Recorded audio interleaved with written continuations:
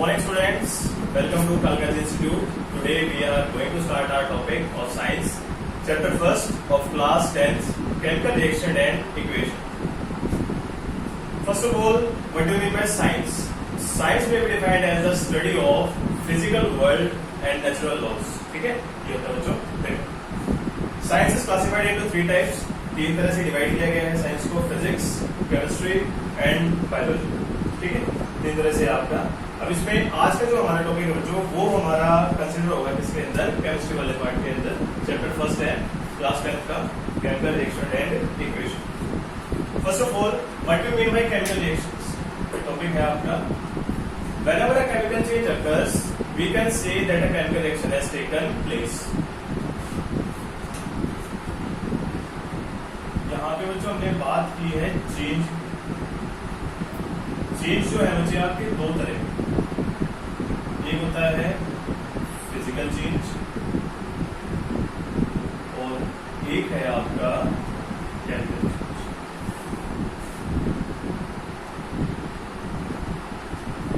Physical change are those changes in which no new substance is formed.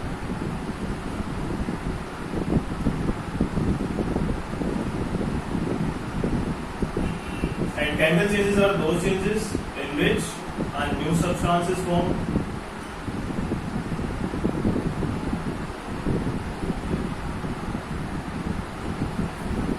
Physical changes are reversible in nature. And chemical changes are irreversible in nature. देखो जो example से सीखेंगे क्या हुआ है. First of all आपका physical change है. Physical change में एग्जांपल लेते हैं हम, जैसे कि आपका वाटर. वाटर फिलहाल है हमारे पास लिक्विड फॉर्म. इसको बच्चों मैंने क्या किया, फ्रीज किया. फ्रीज करने के बाद जो आपका वाटर है वो कन्वर्ट हो गया इसके अंदर आइस के अंदर. आइस है क्या, है तो फॉर्म वाटर की, लेकिन ये जो लिक्विड फॉर्म में था और ये वाला किसमें है आपका सॉलिड. ठीक है, conversion of water to ice by the help of freezing, it is called the physical change. ठीक है, आप देखो बच्चों, सॉलिड फॉर्म से मुझे क्या करना है, दोबारा इसको लेके आना है लिक्विड फॉर्म में. तो क्या करूंगा, इसको मैं हीट कर दूं. The process is called as heating and you can get solid to liquid. यहाँ पे है क्या बच्चों, देखो ये जो लेफ्ट हैंड साइड में लिखा रहता है इसको बोला जाता है रिएक्टेंट्स, और राइट हैंड साइड वाले बोलते हैं क्या, प्रोडक्ट्स. जब केमिकल रिएक्शंस के टाइप्स कराऊंगा आपको बेसिकली, उसके अंदर आपको अच्छे समझ में आएगा रिएक्टेंट्स और प्रोडक्ट्स होते क्या है, उसके अंदर बताऊंगा. अब देखो यहाँ पे क्या है, new substances form and these are irreversible process. Reversible पता चला. रिवर्सिबल में क्या है कि आप जब रिएक्टेंट से प्रोडक्ट्स में आ सकते हैं और प्रोडक्ट से दोबारा रिएक्टेंट में आ सकते हैं, उसको बोलते हैं रिवर्सिबल प्रोसेस. और इरिवर्सिबल कौन सा होगा आपका, इसके एग्जांपल देखो बच्चों. First of all cooking of food and second is burning of paper.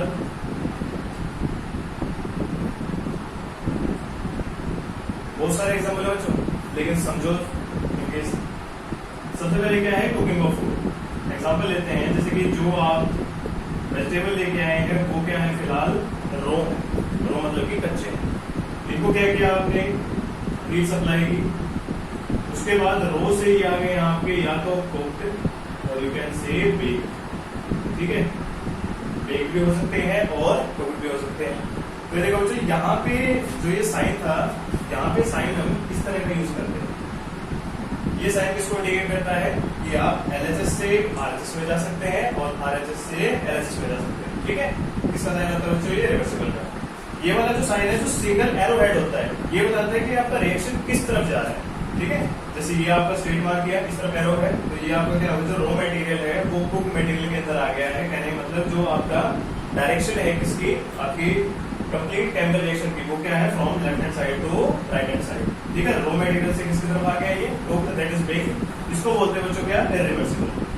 Irreversible का सेंस क्या है कि जैसे जो रॉ मटेरियल था कि जो कच्ची सब्जियां थी, उनसे आपने क्या है उसको पकी हुई सब्जियों में, मतलब कि एक तरह से जो आपका खाना होता है, जो सब्जियां होती है वो प्रिपेयर करती है. अब इसके बाद आप दोबारा इसको जो कुक होने के बाद आप इसको दोबारा कहाँ नहीं लेके आ सकते, जो रॉ मटेरियल वाला था, जो कच्ची सब्जियां, इसको बोलते हैं बच्चों क्या, इरिवर्सिबल प्रोसेस। और साथ के साथ क्या है, न्यू सब्सटेंस फॉर्म है। फिर पहले यहाँ पे रॉ मटेरियल था, एक तरह से सब्जियां थी, अब वो क्या है, एक तरह से बेक में या फिर कुक फॉर्म में आ गई, ठीक है। तो जो एक न्यू मटेरियल बना, इसके थ्रू समझो बर्निंग ऑफ पेपर में। फिर पहले जो पेपर था आपके पास, उस पेपर को आपने क्या किया, अगेन हीट कर दिया।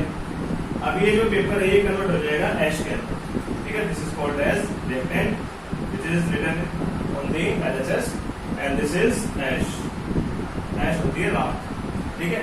पेपर को आपने जलाया, जलाने के बाद वो कन्वर्ट हो गया किसके अंदर, ऐश के अंदर, ठीक है। तो ये कैसा हो गया, इरिवर्सिबल। तो ये देखो पेपर से आपने ऐश बना दी, राख बना दी। इस राख के बनने के बाद दोबारा इस पेपर को ला सकते हो, अच्छा नहीं ला सकते भाई। तो अगर नहीं ला सकते तो कौन सा प्रोसेस, इरिवर्सिबल, ठीक है। इरिवर्सिबल प्रोसेस का मतलब ही यही है कि आप जब LHS से RHS में आने के बाद दोबारा RHS से आप मतलब कि LHS पे नहीं आ सकते। और यही सेंस आपका क्या है, this is called as irreversible process. यहां से हमारा नेक्स्ट टॉपिक है chemical equation. What do you mean by chemical equation? The short and symbolic writing of a chemical reaction is called as a chemical equation. भाई किसी भी एक chemical reaction को short form में और सिंबल की form में लिखना क्या कहलाता है, आपका केमिकल इक्वेशन कहलाता है, ठीक है। आपका एक क्लास में मतलब कि फर्स्ट चैप्टर के अंदर दे रखा है what happens when magnesium ribbon Burns, ये क्वेश्चन दे रखा है। Magnesium ribbon Burns with a white dazzling flame, ठीक है। इसकी आपसे क्या होता है बच्चों, कई बार इक्वेशन पूछता है, तो वो जो इक्वेशन होगी, इक्वेशन देखो बच्चों एक बार, तो इक्वेशन है आपकी Mg plus O2 gives out MgO, ठीक है। ये पूछता है आपसे what do you mean by this is called as chemical equation। अभी जो आपको बता रहा था ना मैग्नीशियम, इसको देखो दूसरे फॉर्म में किस तरह लिख सकते हैं, magnesium plus oxygen gives out magnesium oxide, ठीक है। ये जो अभी बताया बच्चों इसको बोलते हैं वर्ड इक्वेशन, और ये जो लिखा हुआ है इसको बोलते हैं क्या, आपका केमिकल इक्वेशन, ठीक है। अब देखो यहाँ से next, what are the types of chemical equation? Basically there are two types of chemical equation. The first is balance chemical equation and the second is unbalance chemical equation. What do you mean by balance chemical equation? Those chemical equation which follow law of conservation of mass, those chemical equation which follow law of conservation of mass, ठीक है। होता है क्या बच्चों, देखो यहाँ पे है ऐसी इक्वेशन जो law of conservation of mass को फॉलो करेंगी, उसको बोलते हैं क्या, बैलेंस केमिकल इक्वेशन। और अनबैलेंस क्या है, those chemical equation which do not follow law of conservation of mass। अभी समझाएंगे क्या होता है, ठीक है। अनबैलेंस केमिकल इक्वेशन का एक दूसरा नाम है जिसको बोलते हैं बच्चों क्या, स्केलेटल केमिकल इक्वेशन, ठीक है। देखो फर्स्ट देखो यहाँ पे क्या है, यहाँ पर बैलेंस केमिकल इक्वेशन बोला गया है, तो लेफ्ट हैंड साइड वालों को बोलते हैं बच्चों रिएक्टेंट्स, अभी बताया था आपको, और राइट हैंड साइड वालों को बोलते हैं प्रोडक्ट्स। भाई बैलेंस और अनबैलेंस तभी समझ में आएगा जब मेनली कहा जाता है what do mean by balance है क्या। हमने यहाँ पे बताया था आपको law of conservation of mass, हो गया। देखो मास can neither be created nor be destroyed during a chemical reaction. किसी भी एक केमिकल रिएक्शन के टाइम पे ना तो हम मास को क्रिएट कर सकते हैं और ना ही हम मास को डिस्ट्रॉय कर सकते हैं, ठीक है। 9th क्लास में सीखा था what is the difference between mass and weight, बताया था आपको, ठीक है। देखो बच्चों, तो यहां से पहले कोई बात करते हैं, 2H2 plus O2 gives out 2H2। जो आपकी इक्वेशन होती है वो ये है, H2 plus O2 gives out H2, ठीक है। इसको अनबैलेंस कहा गया है और इसको बैलेंस कहा गया है। क्या रीजन है, देखो यहाँ पे क्या है, the number of reactants is equal to number of products, it is called as balance chemical equation. देखो बच्चों, हाइड्रोजन कितने पार्ट्स हैं यहाँ पे, 2, और ये इसके साथ 2 लगाएंगे तो हाइड्रोजन का टोटल कंपोजिशन कितना हो गया हाइड्रोजन का यहाँ पे 4। राइट हैंड साइड में देखो 2 2 जा 4, हाइड्रोजन कंपोजिशन कितनी हो गई 4। ऑक्सीजन देखो बच्चों, यहाँ पे ऑक्सीजन कितना है 2 है, और इस वाले ऑक्सीजन पे अगर कुछ नहीं है तो क्या होता है वो 1 होता है। तो इस 2 की मल्टीप्लाई इससे कराएंगे तो 2 1 जा 2, तो ऑक्सीजन देखा बच्चों यहाँ पे भी कितना है 2 है, और इस तरफ भी ऑक्सीजन कितना है आपका 2 है। इसको बोलते हैं क्या, बैलेंस केमिकल इक्वेशन। अलग से बैलेंसिंग की एक कंप्लीट वीडियो डालेंगे, लगभग आधे पौने घंटे की वीडियो होगी सिर्फ और सिर्फ बैलेंसिंग की। आपका एक भी कंसेप्ट नहीं छोड़ेंगे, उसमें सारे कंसेप्ट बताएंगे। देखो यहाँ पे क्या है, इसको बोलते हैं स्केलेटल। मोस्टली ये क्या होती है, हमें दी जाती है और इसको हमें बैलेंस करने के लिए मतलब कि इसी फॉर्मेशन को मतलब कि यहाँ से अनबैलेंस से इसकी रिएक्टेंट्स और प्रोडक्ट्स के नंबर को इक्वल करना ही क्या होता है, बैलेंसिंग होता है। ठीक है, देखो बच्चों फर्क क्या है, यहाँ पे सिंगल H2 है और यहाँ पे क्या है आपका हाइड्रोजन की, यहाँ पे डबल एटम, यहाँ पे हाइड्रोजन के डबल एटम, यहाँ पे ऑक्सीजन कितना डबल और वहां ऑक्सीजन कितना, अगर कुछ नहीं है तो वो क्या है आपका सिंगल एटम। ठीक है, तो हाइड्रोजन तो जो आपका रिएक्टेंट की साइड था वही आपका प्रोडक्ट की साइड भी है, लेकिन ऑक्सीजन क्या है, यहाँ 2 है वहां 1 है, जिसके रीजन से ये इक्वेशन क्या है आपकी unbalance, and this equation is called as a balance. ठीक है, ये होता है बच्चों। अब देखो यहाँ पे आपका बैलेंसिंग वाला एक बार कंसेप्ट बताया, 2H2 हाइड्रोजन 4 हो गया ना, हाइड्रोजन 4 हो गया, oxygen 2, same as it is, इस पर हमने क्या किया, रिएक्टेंट के नंबर को प्रोडक्ट के इक्वल लिया है, तो उसको बोलते हैं क्या, बैलेंस केमिकल इक्वेशन। अब देखो लॉ ऑफ कंजर्वेशन में आता यहाँ पे अभी बताया आप लोगों को। नेक्स्ट है, अगर इसको जैसे चैप्टर है आपके 5 चैप्टर हैं केमिस्ट्री के अंदर, उनको अच्छे से करना है बच्चों, तो ये सबसे पहले आना चाहिए। क्या है, first 20 elements of modern periodic table. Daily इसको 5 मिनट दोगे ना, अपने आप याद हो जाएंगे, कोई बड़ी बात नहीं है। देखो क्या होता है, hydrogen, helium, lithium, beryllium, boron, carbon, nitrogen, oxygen, fluorine, neon, sodium, magnesium, aluminium, silicon, phosphorus, sulphur, chlorine, argon, potassium, calcium. आगे होता है बच्चों scandium, titanium, vanadium, chromium, manganese, iron, nickel, cobalt, zinc, बहुत सारे हैं। टोटल 118 एलिमेंट है, 5th chapter के अंदर कंसीडर करेंगे उसको। ठीक है, फिलहाल आप इतना ही कर लो, क्योंकि चैप्टर 1 के अंदर आपको इनकी रिक्वायरमेंट पड़ेगी। कोई भी केमिकल इक्वेशन लिखोगे उनमें इसकी रिक्वायरमेंट है, तो ये याद रखना चाहिए। कुछ हमने 9th में पढ़ लिए थे, जो बचे हुए हैं वो सारे चैप्टर 5th में करा देंगे। ठीक है, डेली इसको रिकॉल करोगे अपने आप याद हो जाएगा बच्चों, कोई बड़ी बात नहीं। ठीक है, करना कैसे है, डेली इसको करेंगे, hydrogen, helium, lithium, beryllium, boron, carbon, nitrogen, oxygen, fluorine, neon, sodium, magnesium, aluminium, silicon, phosphorus, sulphur, chlorine, argon, potassium, calcium. ठीक है, इसी तरह से बार बार रिपीट करते रहो, अपने आप हो जाएगा। ठीक है, एक कंसेप्ट बताना भूल गया बच्चों इसमें। देखो जैसे एग्जांपल लेते हैं सोडियम का, Na। ठीक है, सोडियम का नाम Na कैसे आया, ये 9th में सीखा था। नेट्रियम होता है जो हमारा क्या है, एक लैटिन लैंग्वेज होती है, वहां से लिया हमने। ठीक है, उस लैंग्वेज में इसको नेट्रियम बोलते हैं, इसके वजह से इसका Na आपका क्या है, वर्ड यूज किया गया। ठीक है, अगर S बोलोगे तो सल्फर हो जाएगा, SI बोलोगे तो सिलिकॉन हो जाएगा, अलग अलग है। ठीक है, ऐसे और भी बताए थे आपको, जैसे कि SO है, SO2, SO3, SO4।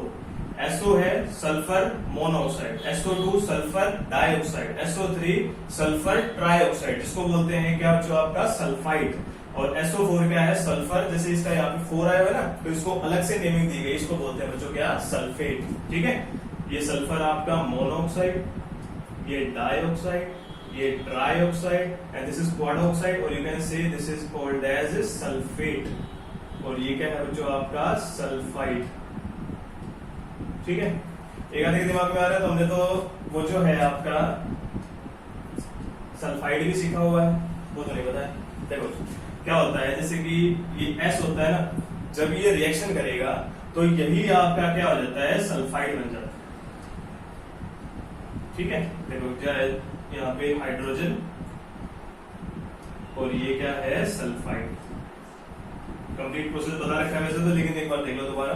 हाइड्रोजन है H से डिनोट करते हैं, सल्फाइड को S से करेंगे। ठीक है, हाइड्रोजन की जो वैलेंसी होती है ये 1 होती है, और सल्फाइड की वैलेंसी 2 होते हैं बच्चों। क्रॉस कराते हैं, ये 2 चला जाएगा इस तरफ और ये 1 चला जाएगा इस तरफ। ठीक है, तो क्या हो जाएगा बच्चों, H2S। अब इसका नाम बन गया क्या, हाइड्रोजन सल्फाइड। पहले क्या था, सल्फर, रिएक्शन के बाद क्या बन गया, हाइड्रोजन सल्फाइड। ठीक है, इस तरह से देखो, जो बता रहा था मैं आपको क्या है, यहाँ पे Na लिखा हुआ है, Na के नीचे लिखते हैं 11 और ऊपर लिखा जाता है बच्चों 23। ठीक है, ये होता क्या है, यहाँ पर ये जो 11 लिखा हुआ है इसको बोलते हैं बच्चों क्या, एटॉमिक नंबर। ठीक है, और ये 23 ये क्या होता है बच्चों आपका, एटॉमिक मास। क्वेश्चन से काफी कई बार पूछता है, find the number of electrons, protons and neutrons, इसी से निकलेंगे। इसमें डायरेक्ट माइनस करके बताएंगे, तो कंसेप्ट बाद में बताएंगे आपको, फिलहाल ये समझो। ठीक है, तो ये जो नीचे लिखा है इसको बोलते हैं क्या, आपका एटॉमिक नंबर, और ऊपर जो लिखा है उसको बोलते हैं क्या, एटॉमिक मास। अब नीचे ऊपर तो बताओगे, जैसे आपसे सर ने पूछ लिया कि हाँ भी इसका एटॉमिक नंबर क्या है, एटॉमिक मास क्या है, तो ये क्या दोगे, ये नीचे लिखा है इसको बोलते हैं एटॉमिक नंबर, और जो ऊपर लिखा है वो क्या है उसका एटॉमिक मास, ऐसा है। ठीक है, ये जो ऊपर लिखा है बच्चों, इसको अलग से एक वैल्यू दी गई है, मतलब कि अलग से एक नेमिंग दी गई, इसको बोलते हैं बच्चों क्या, सुपरस्क्रिप्ट। क्या बोलते हैं, सुपरस्क्रिप्ट। और ये जो नीचे लिखा गया है इसको बोलते हैं क्या बच्चों, आपका सबस्क्रिप्ट। ठीक है, सबस्क्रिप्ट एंड सुपरस्क्रिप्ट। ठीक है, दो चीजें होती हैं, atomic number and atomic mass. इसी तरह आपका जो नेक्स्ट वीडियो होगी उसके अंदर हम क्या करेंगे, आपका जो कंप्लीट केमिकल रिएक्शंस के टाइप्स है ना बच्चों, उसको क्लियर करा देंगे। ठीक है, ओके, थैंक यू।